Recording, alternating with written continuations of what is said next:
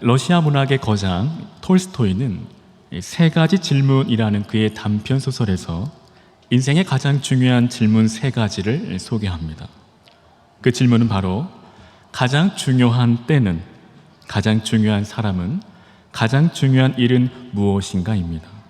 그리고 그 질문에 대해 이렇게 대답합니다. 인생에서 가장 중요한 때는 바로 지금 이 순간이고, 가장 중요한 사람은 지금 나와 함께 있는 사람이며. 이 시간 우리 옆에 계신 분 한번 봐주시겠습니까? 가장 소중한 분이십니다. 그리고 가장 중요한 일은 지금 내 곁에 있는 사람을 위해 좋은 일을 하는 것이다 라고 말합니다. 여러분 공감하시나요? 그런 의미에서 우리 옆에 계신 분들에게 한 번 더 인사하겠습니다. 옆에 계신 분 바라보시면서 있을 때 잘 하겠습니다.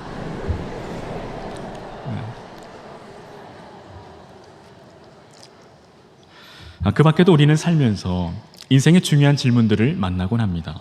예를 들어 어떻게 하면 성공한 삶을 살 수 있을까? 어떻게 하면 행복한 삶을 살 수 있을까? 어떻게 하면 건강한 삶을 살 수 있을까? 어떻게 하면 더 나은 삶을 살 수 있을까라는 질문들 말이죠. 근데 여러분, 우리 인생에 이보다 더 중요한, 아니 우리 인생의 가장 중요한 질문이 있습니다. 우리 인생의 가장 중요한 질문 뭘까요? 그 질문은 바로 선생님, 만일 오늘이라도 이 세상을 떠나신다면 천국에 들어간다는 것을 확신하고 계십니까? 선생님, 어떻게 하면 영생을 얻어 천국에 들어갈 수 있다고 생각하십니까? 라는 질문입니다. 여러분, 이 질문은 우리 인생에 매우 중요한 질문이 아닐 수 없습니다. 그 이유는 영생을 얻어 천국에 들어가는 것보다 더 중요하고 더 시급한 문제는 없기 때문이죠. 아멘이신가요? 그렇다면 오늘 저와 여러분은 우리 인생의 가장 중요한 질문에 대한 해답을 알고 계신가요? 제가 얼마 전 전도 폭발 훈련을 받는 중에 실제 전도 현장에서 전도를 할 때에 대부분 많은 사람들이 천국에 들어간다는 확신이 없을 뿐만 아니라 천국에 들어가는 가장 중요한 조건은 착한 행실이라 말했습니다. 물론 믿지 않는 자들에게 그러한 반응은 너무도 당연하다라고 생각하지만 참으로 충격적인 사실은 믿는 자들 가운데에도 착한 행실, 곧 행위로 천국에 들어간다고 말하는 사람들이 많다는 것이죠. 그 밖에도 믿음이란 말 하면서 인간의 행위나 공로에 대해 언급하는 사람들이 의외로 많았습니다. 즉, 믿음도 중요하지만 그와 더불어 착한 행실이 더해져야 한다는 것인데 이는 너무도 큰 충격이었습니다. 이와 관련해서 한 예화를 소개해드리면 이제 임종을 앞두고 계신 어느 신앙 좋고 믿음 좋은 연세 많으신 노 권사님께 목사님이 신방을 하면서 사랑하는 권사님, 천국에 들어갈 확신이 있으시죠? 라고 묻자 노 권사님께서 하시는 말씀이 네, 물론이죠 목사님.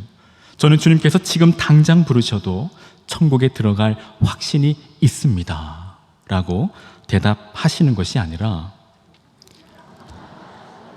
목사님, 죽어봐야 알죠.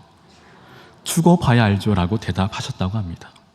그러자 목사님께서 너무도 놀라 그 이유에 대해 묻자 노 권사님께서 하시는 말씀이 제가 한 게 있어야죠. 제가 한 게 있어야죠 라고 말씀하셨다고 합니다. 물론 이 이야기가 실제 일인지는 모르지만 오늘 믿는 자들에게 시사하는 바가 매우 큽니다. 바라기는 이 시간 말씀을 통해 우리 인생의 가장 중요한 질문, 곧 천국에 들어갈 확신과 그 길에 대한 분명한 해답을 찾고 더 나아가 저와 여러분 모두가 결코 흔들리지 않는 확신 가운데 믿음이 더욱 든든히 설 수 있기를 바랍니다. 오늘 본문은 앞선 로마서 1장부터 3장의 논증을 아브라함을 통해 입증하고 있습니다. 로마서 1장부터 3장의 사도 바울의 논증은 뭘까요? 바로 이 신칭의, 믿음으로써 의롭다 칭함을 받는다입니다. 로마서 3장 28절에 그러므로 사람이 의롭다 하심을 얻는 것은 율법의 행위에 있지 않고 믿음으로 되는 줄 우리가 인정하노라 라고. 이것이 바로 사도 바울의 논증의 결론입니다. 이는 죄인된 인간이 하나님으로부터 죄 없다 인정받는 것, 의인의 신분이 되는 것, 죄로부터 구원받는 것은 율법의 행위가 아닌 오직 예수 그리스도를 믿는 믿음으로만 된다는 것이죠. 그렇다면 왜 하나님께서는 율법의 행위가 아닌 믿음을 통해서 의롭다 하시는 걸까요? 그 이유는 너무도 분명합니다. 율법의 행위로는 하나님 앞에 의롭다함을 얻을 육체가 없기 때문이죠. 이는 근본적으로 온 인류는 죄로 완전히 오염되었기 때문에 모든 인간은 그 어떤 행위로도 하나님 앞에 결단코 옳다 인정함을 받을 수 없습니다. 사도 바울은 그 확실한 증거로 로마서 1장과 2장에 걸쳐 모든 인류를 대표하는 이방인과 유대인들의 그 죄의 실체를 낱낱이 고발하고 있습니다. 먼저 로마서 1장 18절부터는 하나님을 모르는 이방인들의 죄악에 대하여 나열하기 시작합니다. 곧 우상 숭배의 죄악을 시작으로 욕심을 따른 동성애자들의 죄악들 뿐만 아니라 마음에 하나님 두기를 싫어하는 이 죄의 본질, 그리고 그로 인한 수많은 죄악된 모습과 현상들까지 줄줄이 열거하고 있습니다. 그런데 여러분, 이러한 죄의 심각한 모습들은 그때나 지금이나 별반 다르지 않는 듯합니다. 이유인즉슨 마음에 하나님 두기를 싫어하는 인간의 죄의 본질, 죄의 본성이 같기 때문이죠. 그로 인해 그 속에서 품어져 나오는 죄의 현상들 역시 다르지 않습니다. 그럼 약속의 말씀을 받고 율법을 가진 유대인들은 어떨까요? 선민의식에 사로잡힌 그들은 이방인들과는 본질적으로 차원이 다르다며 그들을 정죄하고 비난했는데, 사실 겉으로는 깨끗한 척 거룩한 척 하지만 그저 빈 껍데기일 뿐 그들의 실체도 이방인과 전혀 다르지 않음을 고발합니다. 2장 1절에 남을 판단하는 사람아, 너희도 동일한 심판을 받는다. 이런 일을 행하는 너희 역시도 심판을 받는다라고 말합니다. 즉 유대인 역시도 죄인이고 심판 아래 있음을 경고하고 있습니다. 2장 23절과 24절엔 율법을 자랑하는 내가 율법을 범함으로 하나님을 욕되게 하였느니라. 심지어 하나님의 이름이 유대인 너희 때문에 이방인 중에서 모독을 받는다라고 죄로 얼룩진 그들의 실체를 강하게 비판합니다. 참으로 안타까운 것은 오늘날 교회 안에도 이러한 모습들을 어렵지 않게 찾아볼 수 있다는 것이죠. 처음에는 믿음으로 시작했다가 율법으로 마치는 사람들이 있습니다.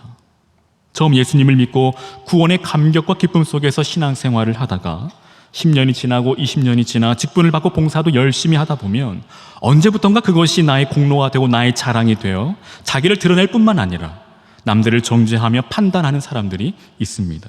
마치 빈 껍데기만 남은 유대인들처럼 말이죠.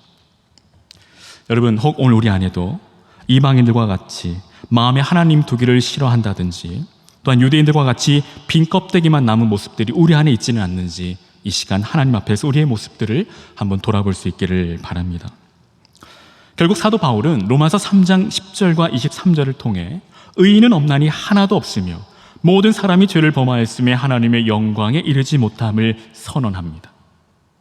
진실로 이방인이든 유대인이든 이 땅의 모든 사람은 죄인입니다. 이는 분명한 명제입니다. 아무리 부인하고 부정해도 인간은 죄인일 뿐입니다. 모든 인간은 단 한 사람도 예외 없이, 그리고 그 누구나 할 것 없이 모두 죄인입니다.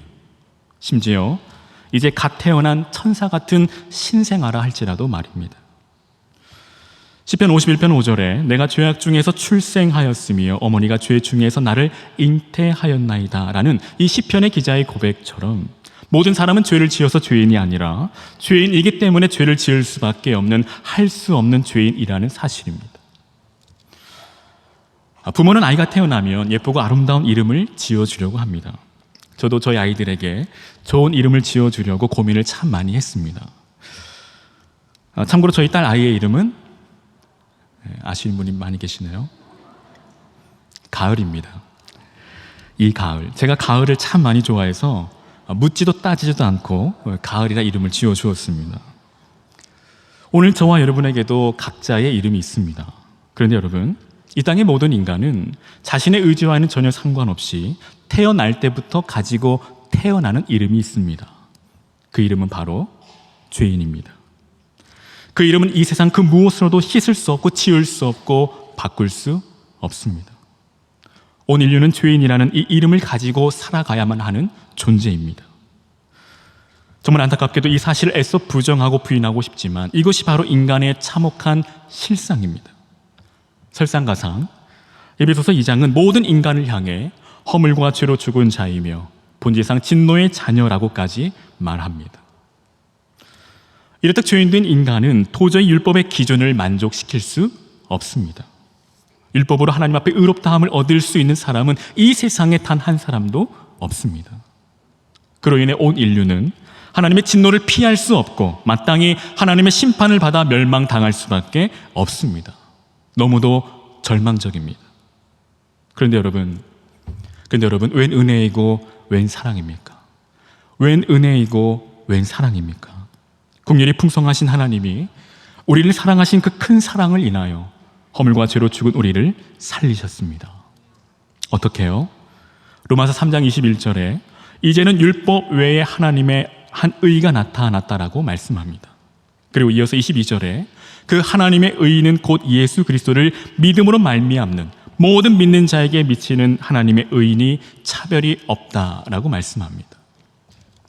즉 우리의 욕심은 너무도 연약하여서 율법으로는 도저히 안 되기 때문에 율법 외에 또 다른 의가 나타났습니다.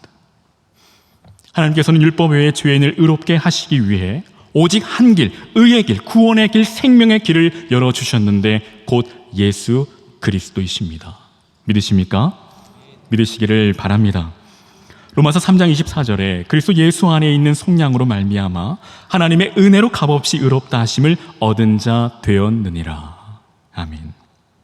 곧 하나님께서 그의 소중한 독생자 예수님을 이 땅에 보내주시고 그 주님께서 우리 죄를 위해 십자가에 죽으셨습니다.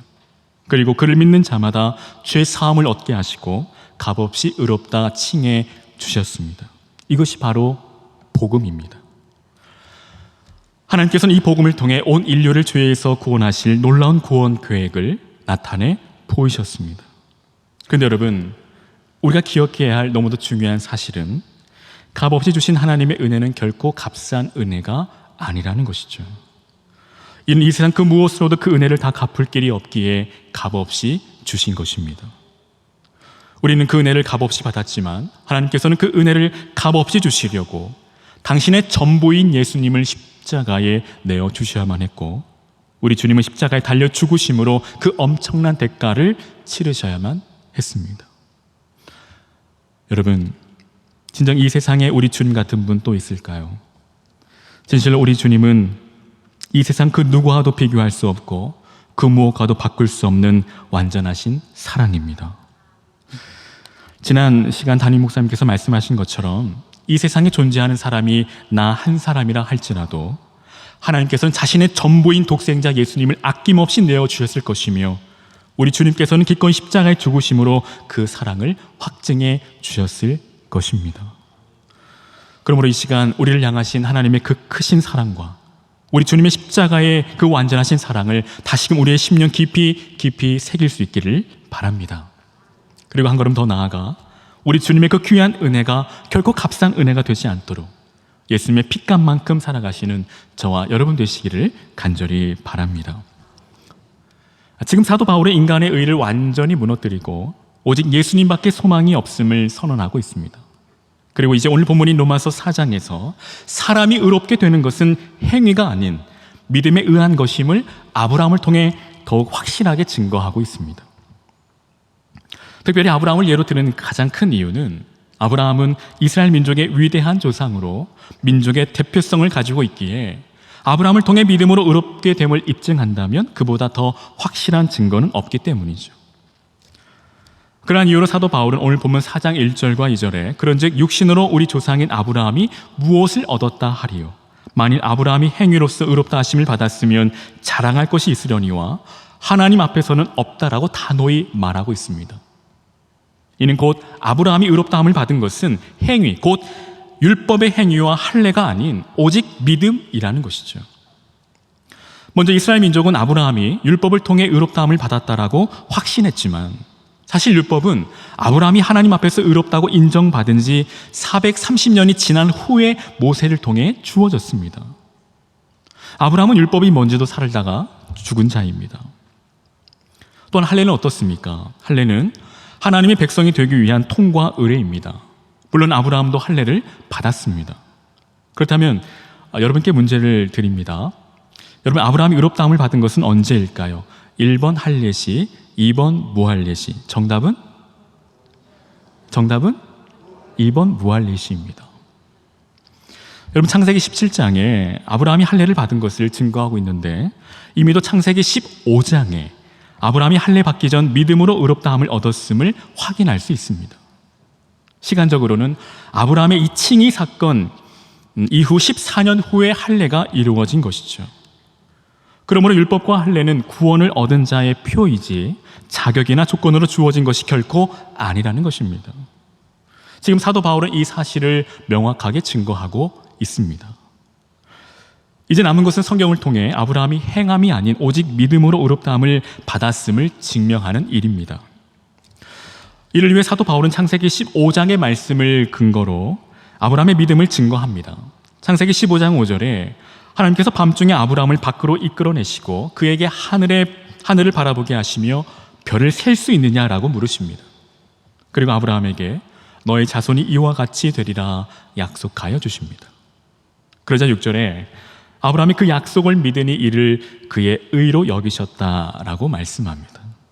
그렇다면 여러분, 아브라함이 믿은 하나님의 약속은 구체적으로 무엇을 말하는 것일까요? 비록 지금은 자손이 없지만 앞으로 아브라함의 자손이 하늘의 별과 같이 많아지는 것을 말씀하시는 걸까요? 오늘 본문에는 그 약속이 자세히 나타나 있지는 않지만 그 약속에 대해 사도 바울은 갈라디아서 3장 16절을 통해 밝히 증거하고 있습니다. 갈라디아서 3장 16절입니다. 이 약속들은 아브라함과 그 자손에게 말씀하신 것인데 여럿을 가리켜 그 자손들이라 하지 아니하시고 오직 한 사람을 가리켜 내 자손이라 하셨으니 곧 그리스도라. 즉 아브라함은 단지 육체적으로 자손이 하늘의 별과 같이 많아질 것을 믿은 것이 아니라 그 자손 중에 하나님께서 죄와 사망 가운데 있는 온 인류를 구원하시기 위해 예수 그리스도를 보내실 것이고 그가 십자가에서 피 흘려 죽으심으로 우리의 모든 죄를 속량해 주시고 우리를 죄와 사망으로부터 해방시켜 주실 것이라는 이 놀라운 약속, 이 복음을 아브라함이 믿었다라는 사실입니다. 여러분, 참으로 놀랍지 않습니까? 전혀 놀라지 않으시네요. 여러분, 아브라함은 예수 그리스도께서 오시기 2000년 전의 사람인데 그가 어떻게 장차 예수 그리스도께서 온 인류를 구원할 메시아로 오실 것을 알고 믿었을까요? 이는 실로 아브라함의 이 믿음이 대단하다 할 수 있으며 하나님께서도 그 아브라함의 믿음을 보시고 의롭다 여기신 것입니다. 결국 아브라함의 믿음과 우리의 믿음이 다른 것이 아니라 예수 그리스도를 믿는 동일한 믿음이라는 것입니다. 그렇다면 한번 묻고 싶습니다. 오늘 저와 여러분은 예수님을 누구라 고백하고 계십니까? 진실로 우리 주님은 그리스도시요 살아계신 하나님의 아들이신 줄로 믿습니다. 사실 아브라함의 믿음이 참으로 대단하지만 그럼에도 자랑할 것이 없는 것은 실제 아브라함의 믿음을 조명해 보면 믿음이라고 말하기엔 조금 부끄러운 점이 있습니다. 먼저 창세기 12장에 하나님께서 아브라함에게 첫 번째 약속을 주시는 장면이 나타납니다. 12장 2절에 내가 너로 큰 민족을 이루고 내게 복을 주어 내 이름을 창대하게 하리니 너는 복이 될지라 말씀하시죠. 그리고 이어서 13장에 너는 눈을 들어 너 있는 곳에서 북쪽과 남쪽 그리고 동쪽과 서쪽을 바라보라. 보이는 땅을 내가 너와 내 자손에게 주리니 영원히 이르리라. 내가 내 자손이 땅의 티끌같이 되게 하리라 말씀하시며 그 약속을 거듭 확인시켜 주십니다. 그런데 여러분, 15장 2절에 아브라함이 뭐라고 하는 줄 아십니까? 주여, 나는 자식이 없사오니 나의 상속자는 다메섹 사람 엘리에셀입니다 라고 마치 신세 타령이라도 하듯 말하고 있습니다. 하나님의 약속의 말씀은 강고도 없고 자신의 집에서 자란 종을 상속자로 삼겠다라고 말하고 있습니다. 아브라함의 이 고백은 사실 따지고 보면 불신앙입니다. 그럼에도 하나님께서는 아니다, 내 몸에서 날 자가 상속자가 된다라고 말씀하시고 그를 친히 밖으로 이끌어 인도하여 주십니다. 그리고 하늘의 별들을 보여주시고 보아라, 셀 수 없는 이 별들처럼 내 자손이 이와 같을 것이다 라고 아주 친절하게 말씀해 주십니다. 하나님은 그렇게 그의 믿음을 다듬어 가시며 결국 믿음의 조상이 되게 하셨습니다. 사랑하는 여러분, 이것이 오늘 우리에게 무엇을 보여주나요? 아브라함이 믿음으로 의롭다함을 받았지만 사실 그 믿음조차도 하나님의 작품이며 하나님의 은혜이고 하나님의 선물이라는 것입니다. 이에서 에베소서 2장 8절과 9절은 너희는 그 은혜에 의하여 믿음으로 말미암아 구원을 받았으니 이것은 너희에게서 난 것이 아니요 하나님의 선물이라. 행위에서 난 것이 아니니 이는 누구든지 자랑하지 못하게 함이라 말씀하십니다. 이처럼 하나님께서는 비록 우리의 믿음이 연약하고 부족하지만 하나님이 이 모든 것을 다 아시고 우리의 연약한 믿음을 다듬어 가시며 결국 구원에 이르게 하십니다. 진실로 모두 다 하나님의 은혜입니다. 계속해서 사도 바울은 이해를 돕고자 믿음으로 말미암는 은혜를 일하지 않아도 받는 싹스에 비유하고 있습니다. 즉 우리의 구원이 이와 같다는 것이죠. 만일 여러분이 회사에 들어가서 매달 200만 원씩 받기로 계약을 맺고 한 달간 열심히 일을 했습니다. 그래서 계약대로 200만 원을 받았습니다. 그런데 이 회사 사장이 그 200만 원을 주면서 하는 말이 내가 여러분에게 은혜로 200만 원을 줍니다. 감사하게 생각하세요. 그렇게 말한다면 여러분 아멘 하시겠습니까? 물론 감사하죠. 하지만 그 돈은 마땅히 받아야 할 것을 받은 것입니다. 즉 200만 원은 은혜가 아니라 일한 것에 대한 마땅한 대가입니다. 이는 당연히 받아야 할 권리이고 권한입니다. 그러므로 계약대로 200만 원을 주지 않으면 고발할 수 있습니다. 왜요? 마땅히 받을 권리이기 때문입니다. 이렇게 일한 삭스에 대해서는 보수로 여겨집니다. 그러므로 그 삭스로 받은 보수는 은혜가 아니라는 것이죠. 하지만 바울이 말하는 것은 일하지 않는 자에게 삭스를 주었다면 그것은 은혜라는 것입니다. 우리가 일할 능력이 없어서 직장도 못 구하고 있는데 만약 어떠한 신사가 그 상황을 보고 딱하게 여겨 아무런 대가를 바라지 아니하고 200만 원을 준다면 그것은 은혜입니다. 보수가 아니고 은혜입니다. 거듭 말씀드리지만 우리의 구원이 이와 같습니다. 일할 자격도 없고 일할 수도 없고 일하지 아니한 자에게 값없이 주시는 하나님의 은혜입니다. 그래서 4절에 일하는 자에게는 그 삭시 은혜로 여겨지지 아니하고 보수로 여겨지거니와 이를 아니할지라도 경건하지 아니한 자를 의롭다 하시는 이를 믿는 자에게는 그의 믿음을 의로 여기신다라고 말씀하십니다. 사랑하는 여러분, 나 같은 죄인이 의롭다함을 얻은 것은 나의 행함이 아닌 오직 믿음이며 이 믿음 역시도 우리에게 난 것이 아니요 오직 하나님의 선물입니다. 진정 사도 바울의 고백처럼 나의 나 된 것은 다 하나님의 은혜입니다. 여러분 아멘이십니까? 끝으로 사도 바울은 다윗의 이 간증을 통해 값없이 의롭다함을 받은 자의 복이 무엇인지에 대하여 증거하고 있습니다. 이는 곧 다윗 역시도 하나님 앞에 죄인으로 그가 의롭다함을 얻은 것은 행위가 아닌 오직 믿음으로 된 것임을 증거하고 있습니다. 오늘 본문 6절과 8절입니다. 오늘 본문 6절과 8절 말씀을 6절에서 8절 말씀 다 같이 함께 우리 한 목소리로 봉독하겠습니다. 일한 것이 없이 하나님께 의로 여기심을 받은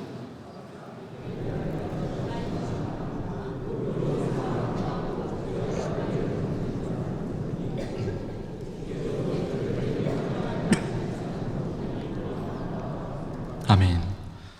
다윗이 말하는 바 진정한 복은 무엇입니까? 그것은 이 세상의 부와 명예가 아닌 세상의 힘과 권력이 아닌 바로 죄 사함입니다. 실제로 다윗은 우리아의 아내 밧세바를 범한 죄로 인해 밤낮 고통에 시달려야 했습니다. 자신의 힘과 권력으로 이 죄의 문제를 해결해 보려 했지만 아무런 소용이 없었습니다. 오히려 죄만 더 가중될 뿐이었습니다. 그로 인해 죄의 밤은 더욱 깊어가고 다윗은 그 심각한 죄로 인해 매일 밤 고통의 눈물로 침상을 적셔야만 했습니다. 아무리 화려한 공정에 살아도 세상의 모든 부와 명예를 가져도 그 마음에 참 평안과 기쁨이 없었습니다. 그러나 하나님으로부터 죄사함, 곧 불법이 사하여지고 죄가 가리워지고 죄 없다 인정함을 받은 후 그는 말로 다 할 수 없는 참 기쁨과 참 평안을 누리게 되었습니다. 다윗은 지금 그 기쁨을 노래하고 있습니다. 사랑하는 여러분, 오늘 우리가 그리스도 안에서 이러한 복을 받은 자임을 믿으시기를 바랍니다. 오늘 저와 여러분은 하나님의 그 큰 사랑으로 인하여 그리스도의 십자가로 값없이 죄 사함을 받고 예수 그리스도를 믿는 믿음으로 의롭게 되었습니다. 그러므로 이제는 우리의 이름이 더 이상 죄인이 아닌 의인이요 더 이상 본질상 진노의 자녀가 아닌 하나님의 자녀입니다. 이제는 어둠에서 빛으로, 죽음에서 생명으로, 멸망이 아닌 영생을 얻게 되었습니다. 이것이 바로 이신칭의의 놀라운 복음입니다. 그리고 이 복음을 소유한 자가 가장 복된 자입니다. 믿으십니까? 믿으시기를 바랍니다. 앞서 부른 찬송가 304장의 고백처럼 그 크신 하나님의 사랑을 어찌다 말로 형용할 수 있으며 그 무엇으로 측량할 수 있겠습니까? 진실로 하늘을 두루마리 삼고 바다를 먹물 삼아도 한없는 하나님의 사랑을 다 기록할 수 없습니다. 이 복된 은혜가 저와 여러분의 삶과 가정, 우리 충영교회 가운데 영원토록 함께 하시기를 바랍니다. 이제 말씀을 마칩니다. 사랑하는 여러분, 이 시간 우리 인생의 가장 중요한 질문을 한 번 더 드리겠습니다. 마음속으로 한번 답해 보시기 바랍니다. 사랑하는 여러분, 만일 오늘이라도 이 세상을 떠나신다면 천국에 들어간다는 것을 확신하고 계십니까? 사랑하는 여러분, 어떻게 하면 영생을 얻어 천국에 들어갈 수 있다고 생각하십니까? 여러분 답하셨나요? 여러분 기억하시기를 바랍니다. 그리고 잊지 마시기를 바랍니다. 우리가 구원을 받은 것, 영생을 얻어 천국에 들어가는 것, 또한 오늘 우리가 이 자리에 나올 수 있는 것 다 무엇 때문일까요? 나의 행함이나 나의 공로 때문일까요? 나의 자격이나 나의 그 어떠함 때문일까요? 오늘 우리가 죄 사함을 받고 하나님 앞에 의롭다 칭함을 받아 오늘 이 은혜의 자리에 설 수 있는 것은 우리의 행함이나 공로가 아닌, 우리의 자격이나 그 어떠함이 아닌 오직 믿음입니다. 오직 은혜입니다. 오직 예수입니다. 할렐루야, 아멘. 오늘 이 시간 이 확신과 믿음 가지고 날마다 저 천성을 향해 달려가시는 저와 여러분 되시기를 주의 이름으로 간절히 축원합니다.